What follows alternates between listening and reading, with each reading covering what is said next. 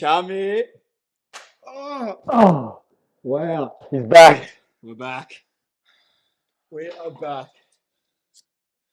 Are we getting some mood lighting, are we? What do you smell? Sweet love in the air. I don't know. Yep. I don't know what flavour that is. Is it flavoured? Anyway.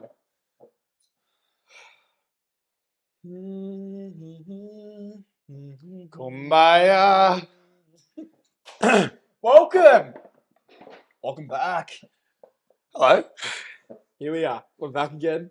You're back as well. Yeah, I'm back. Danny Blaze ran away for a little bit. I ran away for a week, literally a week, to the US and Mexico. And he came with the goods. I rocked back Supplied with the goods. literally with liquid heroin on par. Brought it from the US of A on Yep. the plane with him. Mm. We're about to knock out a full game of chess again because that was hectic. And I'm hopefully not going to get fucking smoked that last time because If you did watch the last episode, you saw it was not good. Danny Blaze got bent over It literally and spanked. was not good. Anyway, welcome back to the Split Shift Pod. Thanks for tuning in. We've Thanks been for going a tuning in. while now. This is episode 11.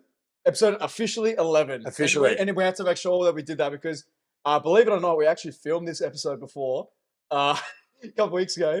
And this was actually pre-recorded. We were meant to put it out the week that I was away. We realized it was too long. It was long as fuck. It was long as fuck. And we know that you probably won't watch it if it's too long. Particularly because we opened the episode with, this is going to be short, sharp, straight to the point. So Exactly how we opened it. And it's exactly we did not do that at all. It just So starting the timer right now. so 3, 2, 1, and 15 go. minutes Here we go. max. First move. Welcome to the new episode. We're episode 11. We are talking about, what are we going to talk about, Jimbo? We're going to talk about why your calorie deficit is not working for you. Why it's not working. Why it's not working. What? Working. Why do you keep asking everybody? Why do you keep typing into Google, why is my calorie deficit not working? Why is it not working? And you know what? I love this episode a lot because this is actually more of we're steering the direction of we talk about a lot about mindset, long-term sustainability, but now this is actually one of the first episodes that's actually related to a fitness and health topic, I guess you would say. Actual process based. An actual process based, which is why calorie deficit isn't working. Now, why are we talking about this? Because first, we know what calorie deficit is. We know what a deficit is. What is it? So it's about calorie balance. So whenever somebody says calorie deficit, we have a certain amount of calories that we put into our body every day and a certain amount that we put out. Maintenance, deficit. We're putting in less calories via food, drinks, photosynthesizing, maybe not. Then our body's burning in a day. Yep. Different calorie balance. There's 3 tiers. Tell them the 3 tiers of calorie balance. You have your maintenance. This is where you don't gain or lose. This is where you retain, your body weight, muscle mass, or whatever it is. Mainly you're in a Queen out every time. queen out. You go queen out. Every time. You love Second that. move always. Never fails. It's fucking red hot. Right, get it out. I'm getting it out there. Yeah. Every fucking Then time. we go above that maintenance, which is known as our calorie surplus. And this is where things are related to, if you're in a calorie surplus, chances are you're probably looking to build muscle.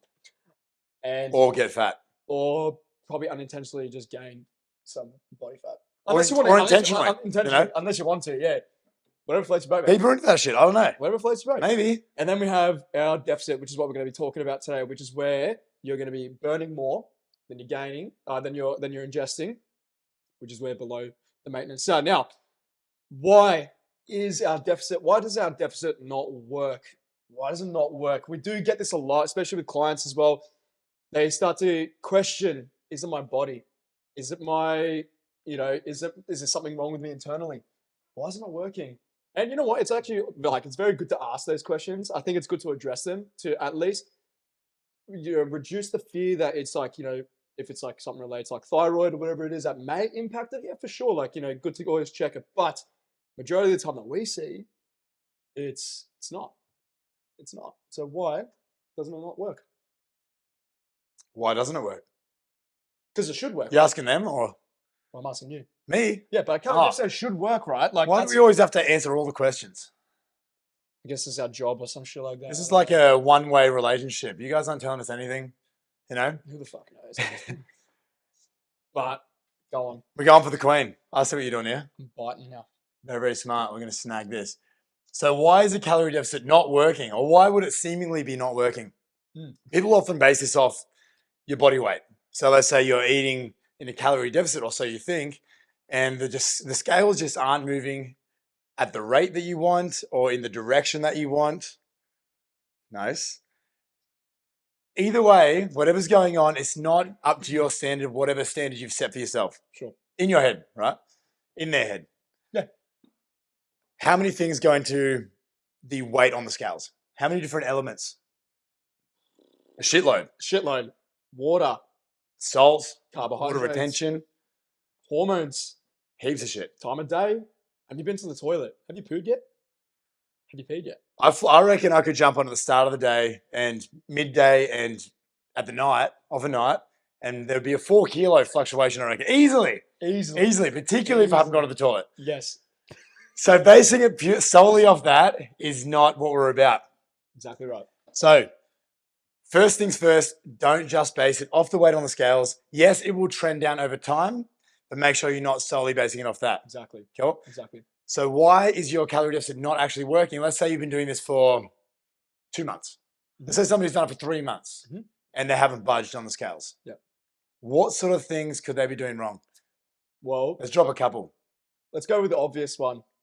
If you're at that stage where you're giving yourself some ample time, 3 months is a good amount of time when you should see, at least if you're in a deficit, you will see it would elicit some change to some degree, composition wise, maybe a bit on the scale, stuff like that. Let's test for you. That's not good. It's a little tester. That's not good.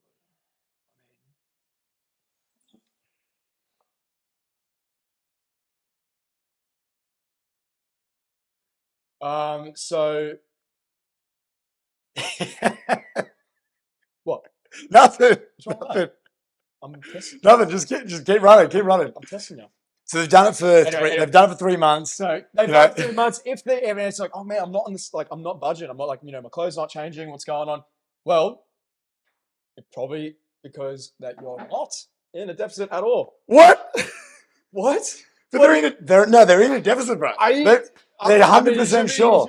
They said no. I watched Dr. Oz and he said that like I'm definitely in a deficit. Definitely in a deficit. Well, Right. so the reality is that because we know for a fact that to lose body fat, and let's make it clear, excuse me, that we're looking to lose body fat. You're not here to lose body weight in terms of like muscle stuff like that. It is body fat. If you're not losing body fat, because it just means you're not in a deficit. Now, how does it apply in a long-term spread like that? What we've noticed, especially with our clients, is like, and just like in general, is that they'll focus too little on their day-to-day. Yes, of course, like your day-to-day goal targets of like your calorie intake will do that, will compound over time, and you'll lose body fat in a calorie deficit, right? But they look at it just too much as like it's like a two-dimensional, like one-dimensional thing. It's just like, here's just the day, and they don't take into account what they're doing in the whole week, which is like what's going on there end of week, when the routine's broken down, when they go on a hangout with their fam, kids, leisure, they get to sleep in, they get to do, they probably get to have a bit more extra wines with their, with their wife and and their friends, go out for more dinners, drinks, stuff like that. Now what? And now that we see that what the impact of their deficit for the week is actually their weekly calories are adjusted for them to not lose weight at all. So how does this work? We bring it back to the magic number of 7,700 calories in 1 kilo of fat. You can't escape it. Whether you're human, whether you're a dog. No, man, I don't know. I don't know about dogs, but we're going to mainly focus on humans for right now. Correct. I'm assuming you're a human. Let's hope so. Yeah. Which means that in 1 kilo of your body fat, there will be 7,700 calories. So, like Danny said, spread that over a week. Let's spread that over 2 weeks. If you were to spread 7,700 calories over 2 weeks, you're looking at a 550 calorie deficit per day. Correct. To be able to hit that.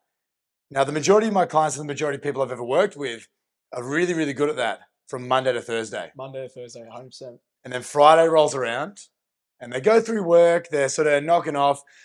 Susie brings in the cake, Hell yeah. because it's Friday, right? It's Jade down the road's birthday as well. Mm. So after work, we're going out for drinks.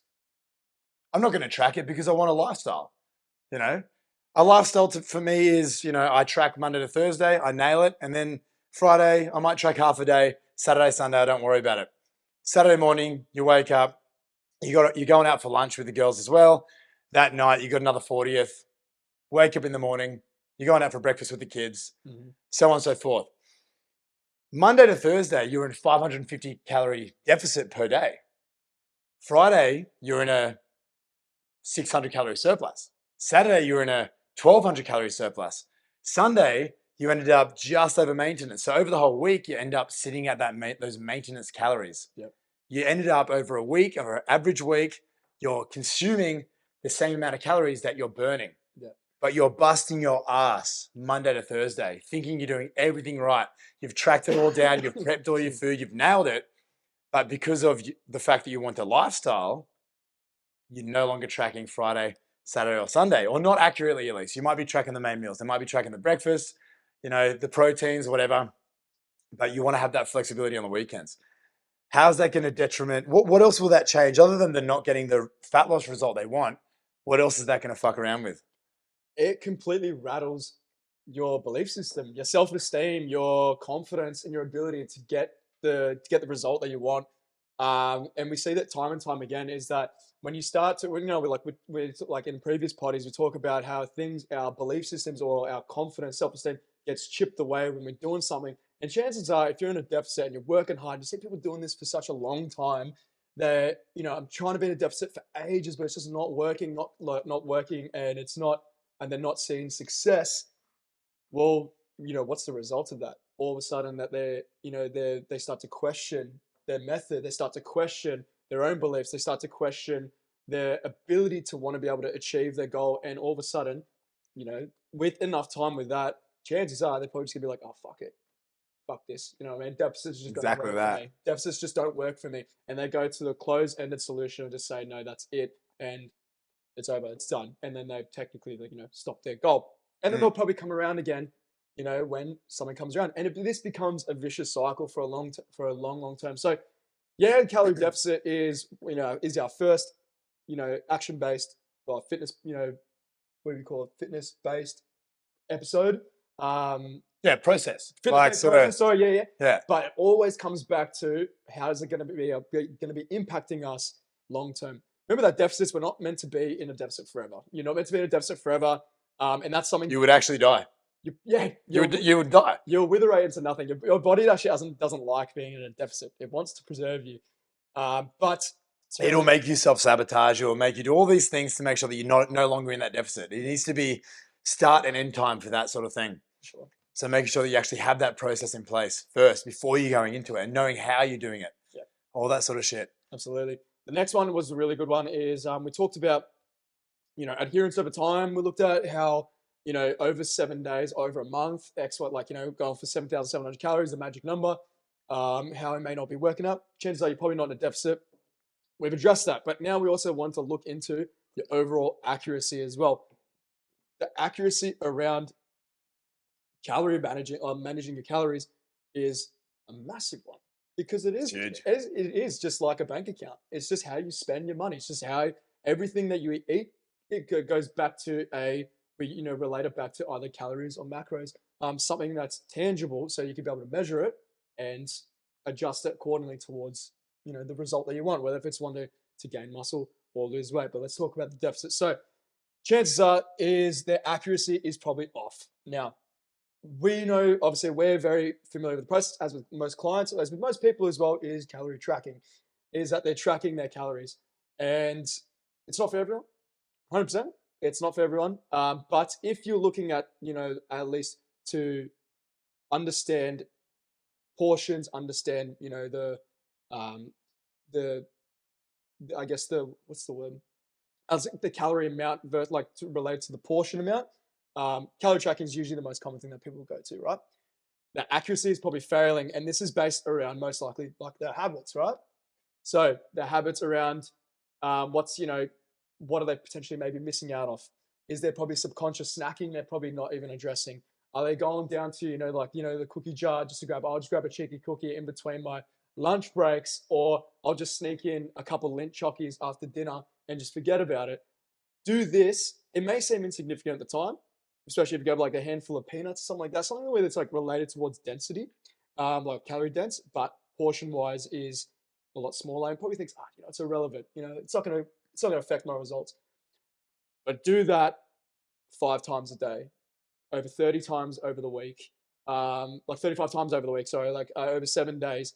They're starting to not not take into account the potential calories they've been missing out on, and it relates back to the overall quantity.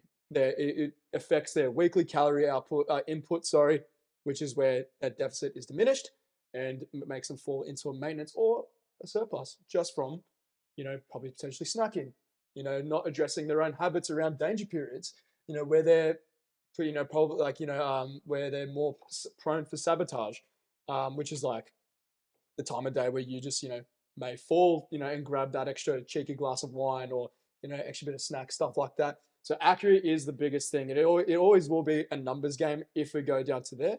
But even if you take the accuracy around tracking out, they're just not taking into account those smaller subconscious habits, or probably even most likely subconscious habits, like things around like boredom snacking, or like boredom eating, or emotional eating, stuff like that, that they, things just like it just doesn't exist, or it's probably irrelevant, and it's probably affecting the result. Shall we elaborate on that anymore? Yeah, I think that these are the 2 points that the majority of people, if we base this whole episode around these 2 points, first one being adherence over time. So over a week, over a month, instead of just solely in that one day, that for one, and then focusing on portion sizes and quantity and accuracy, all falling under that same bucket of accurately tracking your food, or accurately understanding more so what's going in. If you can have a handle on those 2 things, you're going to have the best time, and you will actually get results, and you'll be able to maintain a lifestyle that you love and that you can actually maintain and can actually get results with and not hate completely. Everybody does this. I told a story last time we attempted this video, which is still embarrassing, but it's all part of it. I started as a personal trainer. I was tracking my food prior. And as soon as I started tracking my food, I didn't have kitchen scales. I had no scales. I wasn't necessarily measuring. I was just eyeballing my food. Every night for about 2 weeks until I got those kitchen scales, I was tracking 100 grams of mashed potato every night. Do you remember how much I actually had? Yeah. In the video? How much did I say? 5 times. 500 grams. 5 times the amount. 500 grams of mashed fucking potato every night. Like, and that's from a fucking trainer. Like, that's like you just don't know. You just don't know, and and that's understandable, because how are you meant to know? Like what reference? Oh fuck! Nice, dude. I'm so tight through my hips. What reference point? You need reference points. What reference point do you have? You know what I mean? So having like things like actually we'll get to how can we change that a little bit later, but that is a big eyeball big moment like for such as Jimbo. That it was just like, holy shit, what you think is what we find, like 100 grams, or even what they say, like when clients track a serving, it's probably not a serving. No, and if you look at the serving size of, say, cereal, have you ever tried to eat a serving size of cereal? Yeah, like fucking. It is fucking depressing. Like 10 Cheerios. It is so depressing. So understanding how much food is actually on your plate, at the end of the day, when it comes to fat loss and solely fat loss, your body does not care what the quality of the food is. It just cares about how much you're putting in. Oh, yeah. Yeah. That's the biggest thing. People get so fixated on trying to put the icing on before they've actually baked the cake. Like I said in previous videos, they try to fix all the little things that are really insignificant in the grand scheme of things when they haven't even sorted out the basic thing of understanding how many calories they're actually putting in their body first. That's the biggest thing. For example, I have a client. We were running maintenance for a little while. She decided that she wanted to drop a bit of fat. This is recently. She's definitely probably not going to even watch this video, so I can even name drop, but I won't name drop. I did train her this morning. I'm going to send you this video. So she was holding her weight. She started eating better, whatever better was, whatever that fucking means. Again, almost this exact same conversation. I'm eating in a calorie deficit. I've sorted it out. Haven't started dropping weight. Yeah. I'm like, have you been tracking? Not yet. Okay, do that. I track my food. I'm still not dropping weight. Check the log. Should track like 3 days. All right, let's track a whole day. Let's track a whole week. Track 2 weeks, drop 2 kilos. No fucking word of a lie. 2 kilos in 2 weeks. Just the only thing we changed, we didn't set her calorie targets, didn't change anything. We just got her to track the food. Even the act of tracking your food changes something in your mind where you're actually conscious of what you're eating. People just, like Danny just said, the unintentional snacks or the passing snacks where you don't think anything of it. If you're not conscious of that and you're just doing that on reflex, then you're going to have a really hard time because those 100 calories here and there bank up over 2 weeks. 100%. They bank up over 2 weeks, over 3 weeks to put you at those maintenance calories or in that surplus. So having that conscious front of mind thought where, okay, I'm tracking my food, I probably shouldn't eat that. Or I'm tracking my food, oh shit, that's put me in a surplus, so I need to eat slightly less tomorrow. Whatever it is, actually being conscious of it is fucking huge. So yeah, knowing how much you're actually getting in, knowing how much you're actually eating over a week and over a month, and making sure you know portion sizes, and you have that education, tracking food and tracking your weight, like weight of your plate or weight of the food or weight of the meal on the scales. It's all a tool. So you don't need to do it forever. It's not exactly, and that's the biggest thing as well, is that there's two things I want to raise. What you said was so good. It was that it's a tool. It's not an essential tool. It's a fucking effective tool. Hell yeah. It's really beneficial especially from a trainer's perspective, helps bridge the gap takes the emotion out of it a lot of the time. That's essentially what it does. Takes the emotions out of the eating. Here's a strictly black and white objective, right? Objective target. Still, in saying that, it's not essential. It is just really effective. So you don't have to do it. It's just going to make your life a little bit easier if you choose to. Particularly if you're somebody that thinks that a calorie deficit is not working. Yeah, you need to have, before even thinking about saying that sentence or typing that into Google, make sure you know how many calories are actually going in first before you even think anything else. That's the baseline. That is your new baseline. Understanding what's actually going on instead of, like we talk about, having the blinders on and thinking you know everything that's going on when you have no fucking idea. The other one was really good that you said so well, is that related to like health equals better. Like health equals more chances of a deficit, which kind of, but I want to explain why that's actually not the case as well. Because remember that Jim? No, you go. No, I think it's your go. Is it? Because I would have taken your bishop if it was. I'm sure you would have moved that if it was my go. 100%. Are you sure? I think so. Oh no, because I would have taken the queen. Fuck. No, that can't be right. That can't be right. I don't know. I would have. I don't know. I actually don't remember. Either way, I'll run this shit with no queen. Hell yeah. Fuck it. Let's go, bitch. Let's go. Oh, dude. Sorry, keep going. You're sweet. So calorie deficit doesn't. Healthy eating doesn't equal being in a better chance. Being in a deficit. Two different things. Two different things. But let me rephrase. There's probably better chances because the more quality healthy foods, more will make you more satisfied. More volume. Veggies. Protein, stuff like that. Meats, all that good stuff, or tofu if you're vegetarian, sure. But it doesn't always. Don't diss. Come on, man. Don't diss the tofu. It's the texture. Come on, it's bro. the texture. No, you just air fry. If they're real small and like amongst another dish, but you see that shit with just a slab of tofu, it's like, what the fuck? Not about that shit. I'm gonna agree to disagree with that one, man. Anyway, this is for a different video. Okay, yeah. It's for a different video. So, health doesn't always equal mean better, like being in a deficit. It's just another variable that we want to take into account. Like Jimmy said, is that your body doesn't care about whether if you're in a, whether you eat fucking Macca's 4 times a day or you eat the cleanest food ever. If it's above that maintenance line where you don't gain or don't lose, or whether it stays below, based on how much food that you're eating, it's still going to get you a result. Now, that's not us saying, yeah, go eat Macca's 4 times a day and go lose weight. You will feel like shit. You will feel like absolute dog shit. And you got to take into account that that healthy eating needs to play a factor. Balance is important, absolutely. Which is obviously for a topic for another day. But go back to the fundamentals that health doesn't always mean that deficit is going to be an absolute certain. It's going to be definite there.